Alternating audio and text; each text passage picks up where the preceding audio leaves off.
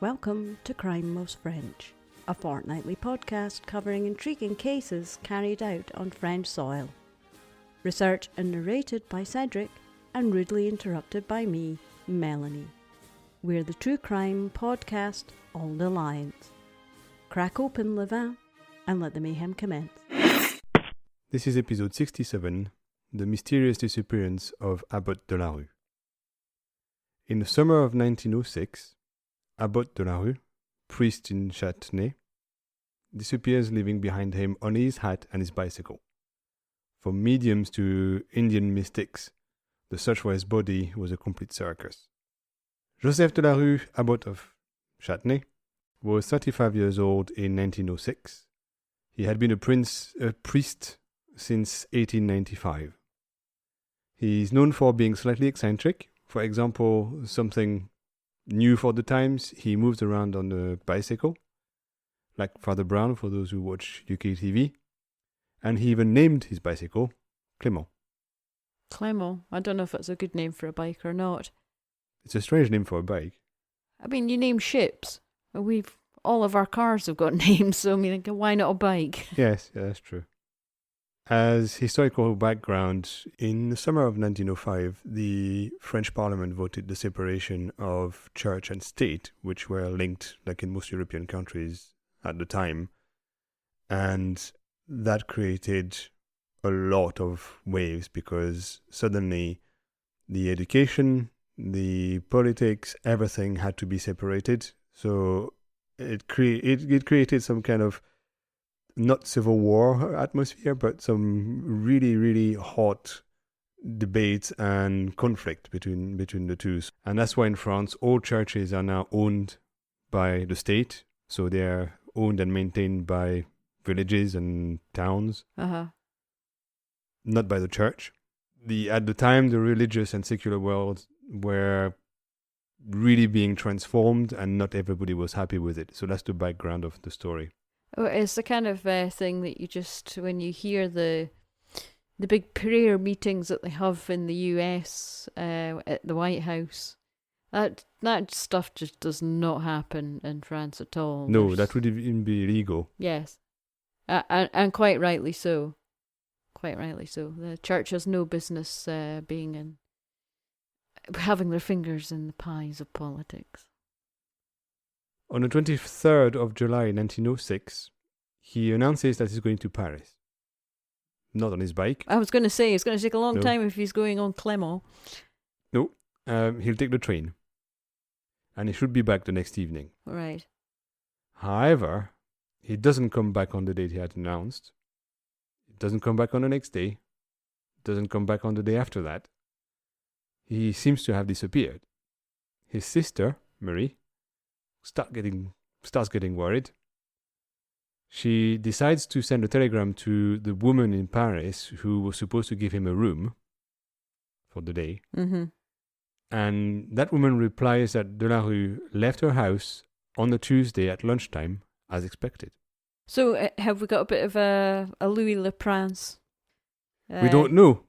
Because he disappeared, possibly on the train or not. Well, we don't know. You have to listen to the episode, but he could have never made it to the station. Could have been killed before that, but it's hard to know. But that's the same here. We don't know if he actually made it to the station. Okay. The woman says he left my house as planned on Tuesday, and that's it. He's never seen again. Never arrives where he's supposed to arrive. So that's it. Friday comes and goes. No abbot. Saturday, no abbot. And on Sunday, no mass. So now that's gone too far. Oh, all those souls. They're not being Yes, absolved of all of their sins. What are they going to do? It's not just that. It's also that he's been very active in the local community and he's never missed a mass. And now people are starting to worry that is very, very strange. Yeah. So he even created a school 3 years earlier for girls to teach them like reading and writing, which wasn't at the time very common. No. Girls tended not to go to school very long. No. So it was an achievement at the time. So people are starting to worry, where is the priest? How can he be missing? It's not possible. Something happened to him. So was he one of these genuinely good priests then, was he? He was quite liked by some of the population, yes. Okay. So people are starting to worry, and the village is really looking for him at that point. Okay. It's the mayor of the town that decides to take action, and he goes to the gendarmerie and reports the missing abbot. Mm-hmm. In the afternoon, Marie goes to talk to another priest that she and her brother know in a nearby town, and they decide to call the woman that housed him in Paris again, but this time on the phone instead of telegram. They only manage to get through the next day. It takes them a whole day to find her. But they are told the same thing that she had replied via telegram, i.e. the abbot left on Tuesday afternoon to catch the train in Étampes, so that's southwest of Paris. And after that, that's it. Mm. His plan, or his expected plan, was to take the train and then do the rest of the trip on his bike. Right. But there's no priest, no bike. Did they have brakes at that point? Oh, I have no idea. I don't know. It's not like the velocipede, that was essentially... Yeah, no, I don't know. No brakes, no pedal. I have no idea. So, as you can expect, the rumor mill starts going big time. And as spirits are heated because of the breakup of church and state, some people start hypothesizing that maybe it was murder. That the only reason an abbot would go missing in those modern times is if something terrible happened to him, and probably something terrible was done to him. So a week later, Le Petit Parisien, which is a Paris newspaper, mentions the disappearance.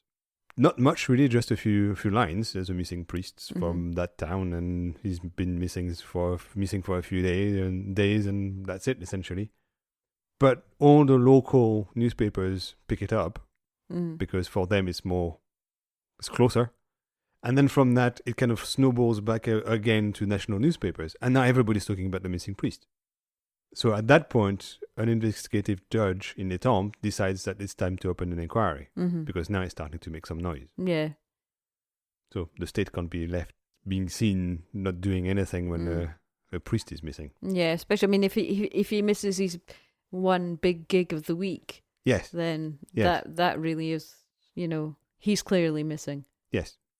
The problem that the authorities have is that they don't know where the priest disappeared. No. Even if you assume that he did catch the train, which we don't know, the journey between Étampes and Chatenay has many possible routes. So the bit that he was supposed to do on his bike could have been done in several different ways. They think they're lucky at first when a locksmith reports having seen the priest on the bicycle in the evening, maybe 9 p.m. But they only saw him from behind, so he can't be certain that it was the right priest. But chances are it was, because there were very, very few priests on the bike at the time, especially since the church frowned upon the practice. Because try to imagine a priest in his cassock on the bicycle. It gets in the way. So what do? You hike you pull it up. Yeah. And what happens when you start cycling with your essentially dress or skirt up? Yeah. People see your underwear. So the church was not happy about having a priest on the bicycle. But did you not have trousers underneath it? No? He could have had trousers. I think he had, the priests have a special kind of trousers. I can't remember what it's called. So it's not exactly trousers. It's not exactly underwear. So they've got some kind of ecclesiastical clothes or else. It's kind of in between, but you're not supposed to see it. I see. So the church was not happy. I see. I was just smiling ruefully at the fact that it was a locksmith that was embroiled. And that's one of the real... you can talk French really well if you can pronounce a locksmith very well. And I can't. What, serrurier? Yes. That's never happening. Serrurier. Okay. So anyway, because of the church, there are very, very few priests on bicycles at the time. And if you notice in Father Brown, he rides a woman's bicycle. Yeah, he does. Yeah, yes, you're right. Because that's the only way you can have your cassock down. But he does have trousers on. Yes, but that's the 50s. I was going to say, it was the 50s, so we're talking, it's different at the time. But in 1906, it's very uncommon, and therefore they think that if the locksmith saw a priest, most likely, especially in the right area, it is him. I also mean, I would imagine that priests have a very kind of like high status in society then. Well, kind of, but because of the separation of church and state, things changed very quickly. Okay. So at that point, priests became just random people who had just like locksmiths, no status anymore. Just like doctors, or like a barely, because they didn't really have a job. Well. They're not paid for that job. They used to be paid by the state, and they still are in Alsace and Lorraine, because in 1906 and 1905 they were German. So the laws don't apply to Alsace and Lorraine. Alsace and Lorraine has different laws. Okay. So over there, the church and state is not technically separated. No. Alsace and Lorraine are very much doing the hokey cokey between Germany and France. Yes.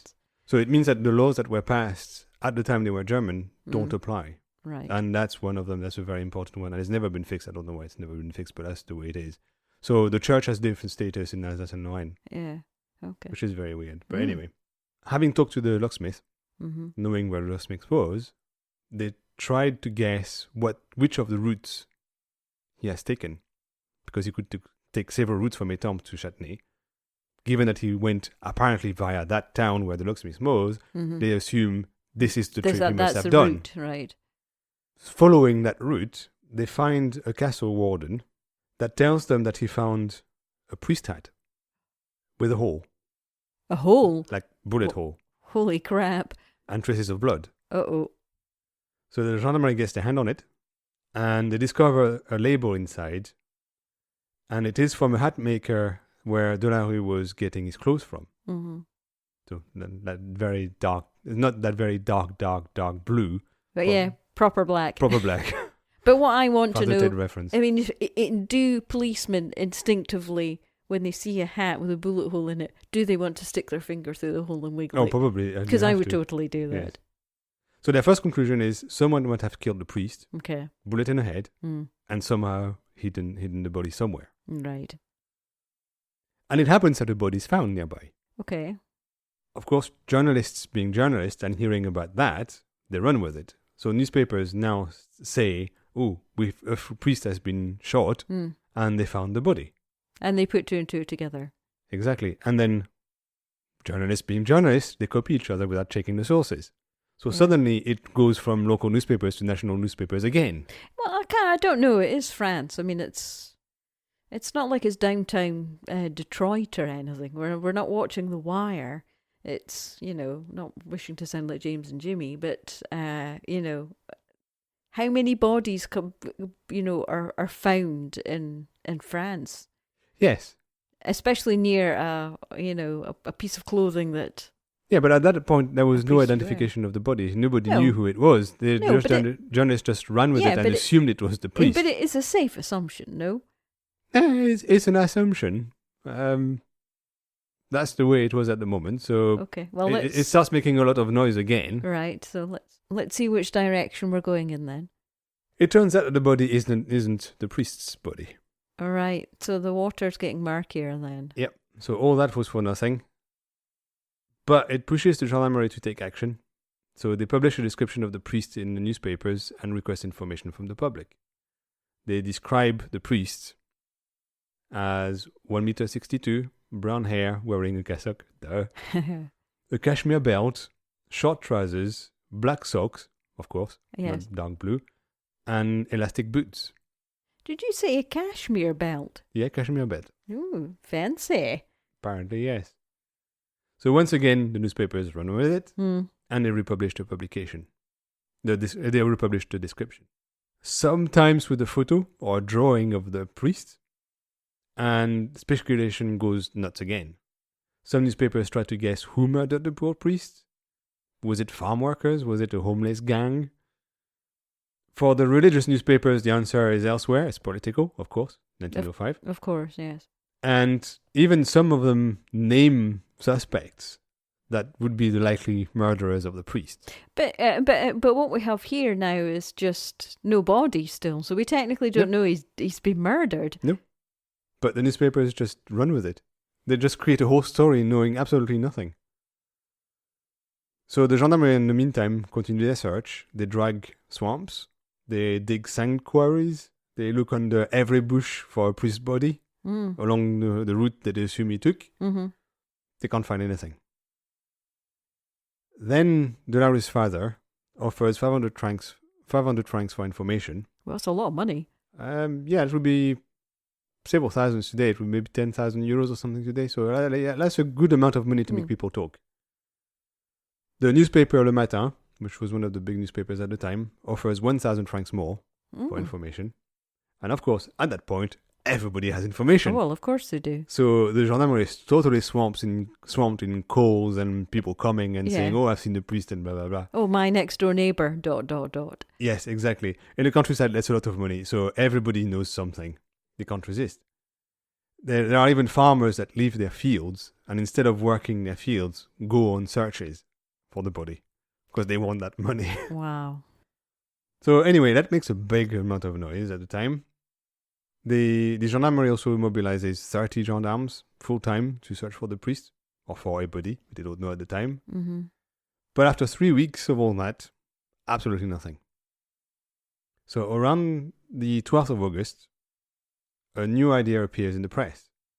Of course, it's repeated by all the newspapers. What if the priest had fled with a woman? It wasn't supposed to happen, but it did. My grandmother's family is very religious, and it contains a lot of nuns and a number of priests as well, and it wasn't unheard of that one of them left the orders because he wanted to live with a woman. Mm-hmm. So at the time, it wasn't supposed to happen, but a lot of them had secret mistresses. So now the newspapers think, okay, we haven't found a body, so that must be the next explanation. Is that a bit like Len having his fancy lady in yes, and his kid in California? Yes, that's the kid Len. Of course, his sister denies because he was a good priest, so he would never have done that. That would be dishonorable. But the newspapers don't really care about the truth at the time. Still don't, and they just want to sell paper, so they continue to speculate on what could have happened. Mm-hmm. And they even find the woman, allegedly. It was the mistress of a general that used to spend summers or part of the summers in Chatenay. And she had been seen talking to the priests a few times. So now they've decided, okay, that's what happened, and she's the mistress. I would imagine that a local priest would be talking to quite a lot of ladies. Yes, but they found a lady. They were looking for one, so that matches what they were expecting to find. All feels a bit lazy and flabby. Oh, it totally is, of course. And she denies, of course. Well, of course. Why? And also, if he had disappeared to be with her, why was she found and not him? Yeah. That doesn't even make sense. But No. anyway, they continue with that. I think straws are being firmly clutched at. Yeah. And at that point, things go crazy. So on the 15th of August, a few days later, an Indian mystic turns up in Chatenay. He was hired by a Parisian newspaper, and he's tasked to find the priest with his special powers. He follows the route the priest must have taken from the station to the village, and he goes around with a photo in his hand, trying to find where the body would be. And suddenly, as he walks near a forest, he has a vision. He goes into the woods, and there he discovers the priest's bicycle.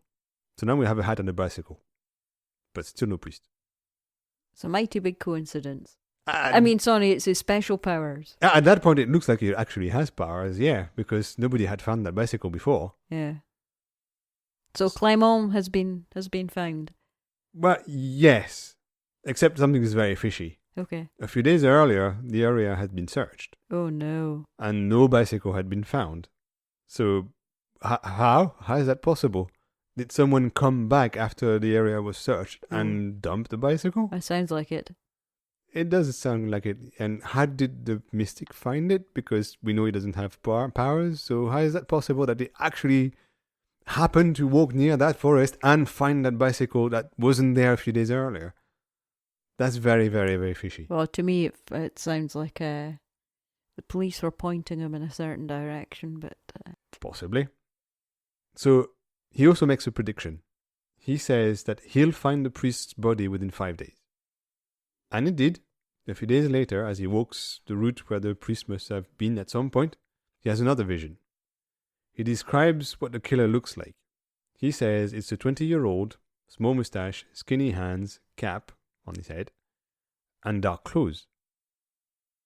And apparently would also already be known by the authorities. Well, 1906, did you say? Yep. Summer 06. I mean, a percentage of the male population who had a moustache would have been really high. Yes. I've seen photos of one of your relatives from around, well, would it have been around about that time, 1910 maybe? Possibly. And the vast majority, I think every single person, there's about 15 people in the picture, and they all have ginormous moustaches. Yes, but it was the fashion at the time, and I remember in the UK army, it was even compulsory for a while to have a moustache. So yes, it's not taking a huge risk. No, not really. He also says that guy stabbed the priest, and of course the newspapers hear about that because the guy was hired by a newspaper. So suddenly, every newspaper in the country repeats the information between quotes. It's definitely sounding more and more like a circus show. Oh, at that point, it's starting to be a circus, but that's not finished. Okay. Because another newspaper, not wanting to be left behind, and also wanting to sell paper, hires a card reader. She comes around. So she does tarot? Yes. Okay. So she comes around with one of her friends, who's an Indian mystic too. Oh, why is it? Why they always? Oh, there seems to have been a lot of Indian mystics in France at the time. I have no idea. They're either Indian or Nepalese. Yeah, I didn't know there were so many of them in France at the time. The first mystic, seeing the other two arrive, proposed that they would put all their resources together because competition is bad for business. So he went to the other two and said, okay, we can work on this together, so why not put all our resources together and try to get somewhere? And that's exactly what happened. The first thing the first mystic did was hypnotize the card reader. And she starts having visions too. Why not? She sees the priest being murdered as well, of course, because that's what she was hired to find. And she says that he was lured into a house under the pretense of visiting an ill person. And she sees that he was killed, then covered in quicklime, then placed into the fireplace. And he's still there. That's very specific. That's very specific, except that she doesn't know where the house is. So it's very specific, at the same time, not specific Hugely at all. vague. Yes. Yeah. Because it could be any of thousands of houses. So Yeah. really, she's not giving any information. But anyway, at the time, it's considered information. They pretend to guess which house it is after a while. And it happens to be the house of a known anti-clerical greengrocer. Right. Because who else would have murdered a priest? They descend on the place, get into the house, but they don't find anything in the fireplace. So the vision doesn't seem to have worked. Well, after checking one house, I don't think you could dismiss it. Well, you can't dismiss it because it's utter nonsense anyway, but you know, they've only checked one house. They can't say that it's... Yeah, but they had a vision and they thought that was the house, and it obviously wasn't because there was nobody in the fireplace. It just was a guy who they wanted to be the murderer. Yes. Even though they had probably had no reason to think that he was. No. It's just he was known for being anti-clerical, and that's about it. And then, because it's not nuts enough, yet another Indian mystic turns up. Number 3. He first tries to sacrifice a bunch of hens from a nearby farm, but they escape and he gives up. So he's not very good at it. So he was outsmarted by chickens. Apparently he was. So he goes back to the hotel and makes predictions instead. Okay. That's safer. So he says that the priest was killed after he left Étampes, so after he took the train, And his body was dismembered and burnt. And that's why it hasn't been found yet. Okay. So he's kind of saying, oh, I know where the body is, but it's been burnt and dismembered, so you'll never find it. Right. So that's another one that has no real information but pretends that he does. On the 18th of August, 1906, a hyena, the African animal, is brought to the village. It's called Carlos. Carlos the jackal. No, I mean It's hyena. Carlos the hyena. And apparently it can sniff cadavers because, of course, at the time they didn't have cadaver dogs. Oh, right, okay. I completely misheard you there. I thought you said it can sniff cannabis. I was like, why have they brought a stoner dog onto the scene? Okay, fair enough. A cadaver, yes. Yeah. Because apparently that's the reputation of that hyena. It is brought to the swamp along the route Right. that have been dragged already, but doesn't sniff anything. I think, aren't hyenas just scavengers? They would Yes, they probably are eat scavengers. old rotten meat anyway. So. Yes. So, doesn't find anything in the swamps. Carl. It's then brought where the priest's bicycle was found. Still nothing. Then to the sand quarry. Nothing.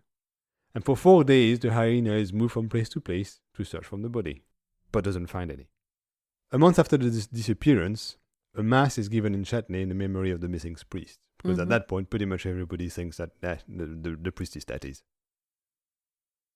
At the exact same time, during the mass, in Brussels, a man enters a police station. He says he's Joseph Delarue, the missing priest from Chatenay. Okay. He explains that he left the country with a woman who's a school teacher. In fact, she's one of the teachers he hired for his girls' school. Right. They currently live together in Belgium under an assumed identity, and he works as a salesman, and he now has a beard. So he's not recognized. Okay. Of course, an army of Parisian journalists descend on Brussels. Haul ass to Brussels, okay. Yeah. And Delarue is kind of trapped. He can't get out of his house. So he's in hiding in his flat for a while, trying to lure journalists away so he can get out by telling them lies and stuff. But that doesn't work. There's always somebody waiting at his door, so he can't get out of his flat. Eventually, the news reaches Chatenay, but as he's supposed to be dead in that village. The villagers don't believe for a second the Belgian story. They say it's all fake. Yeah, it sounds like it'd be something very easy to verify. Yeah, well, they say it's an imposter. So the bishop decides to sort it out. He sends 2 people who know Delarue very well. Another abbot and a local restaurant owner who has been Delarue's friend for 20 years. And he tells them, go to Brussels and make sure that it is actually the priest. So they go. They meet him in Brussels in his flat. And Delarue confesses but refuses to come back to Chatenay. He says he's done with that life. And as he comes out, the restaurant owner tells the journalists camping outside the flat that it is indeed Delarue, that he is the missing priest. He's been found, and his woman is pregnant. Ooh. And that's the reason why he fled the town and the country. Also, he says that he's decided to publish his memoirs at some point. So they will know what happened when he writes his memoirs. On the 27th of December, a new abbot is put in place in Chatenay because you can't have a village without a priest. No. The locals find it very hard to deal with what they see as a betrayal because he was their priest and he fled with a woman, so that's that double betrayal. But eventually they have to accept it, especially when the priest's memoirs are serialized in the newspaper shortly after, and they have the whole story. Right. In his memoirs, he explains that he had planned to disappear and let the dust settle for a while. And he thought that it wouldn't take very long because he assumed that people would forget about him very quickly. They would lose interest in the story and that would be it. There would just be a missing priest and who cares? But he realized that other priests and some of the locals just wouldn't let go. And that's why everybody was searching for months after he disappeared because they had assumed that after like a few weeks, people would get bored with it and forget about him. But no, there was a number of locals who just wouldn't let go. But So did he stage his own his own death? Yes. Well, kind of. They never found a body. No. So he didn't But they found the stage his hat death. and his bike. Yes. He had help from someone who picked up his bike at the station and dumped it in the woods. Right. And that's why it appeared at some kind of random moment, Right. because that's when the guy who was moving the bike around so that it wasn't found dumped it, assuming they wouldn't search again in the same place. But sadly, one of the mystics decided to look in that place as well, so he found the bike. So that's what he had. The hat with the hole is probably totally unrelated. It has nothing to do with him. It was just a hat. It was a priest hat. It was maybe stolen by someone who decided to shoot at it, or who knows. It's nothing to do with him. But of course, he was missing. He had a hat all the time. He had his bicycle, and people started connecting dots that weren't connected. So he explained all that in his memoirs. But he certainly hadn't thought that his bicycle would be found again. No. He also explains his motivation, and he says that as the church and the state were being separated, priests couldn't be paid by the state anymore, so he essentially doesn't have a job at that point. Right. He's technically a priest, but nobody's paying him because the church doesn't pay anybody. The church keeps its money. So at that point, he was out of a job. So given that he had that secret woman who was pregnant, he had a big problem because he had no longer any income, so he couldn't support her. And he couldn't make it known that she existed, so he was kind of trapped at that point. Ticking time bomb. Exactly. So he tried for a little while to ask some of the parishioners to give him money so he could live. But of course, there was a lot of anti-priest sentiment at the time because of the separation with the church, and barely anybody gave him anything. So that really troubled him, that his village would just let him die. They weren't interested in supporting him. They didn't give him money. They just didn't care. So that really troubled him. So when all these things happened at the same time, he decided that this life wasn't for him anymore. He said, fuck that noise. Exactly. And that's why he decided at that point, okay, the only thing I can do, the only way I can have a life is to completely disappear, leave no trace, and start a new life somewhere else. And that's exactly what he did in Belgium. The church at the time said that they would have, his actions would have severe consequences, but in fact nothing happens. The church doesn't do anything, and the church can't do anything anyway. What can they do against somebody who decides not to be a priest anymore? True. He's not even a priest anymore. No. So technically he has no link with them, so there's absolutely nothing they can do.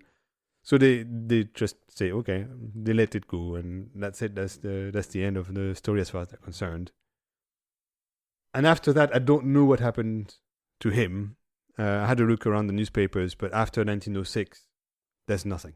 He completely disappears. So I'm guessing he was a salesman in Belgium, as he had started to be, and finished his life, I don't know, selling something for some company in Belgium, and that was it. And he had a kid, and that's it. We know nothing else of Abbot Delarue. And crime most French has no crime. It kind of is a crime, technically, for the church. But no, there was no murder, and there was no nothing. But just a missing priest. But have you heard the one about the priest, the three wise men, and the hyena walking into a bar?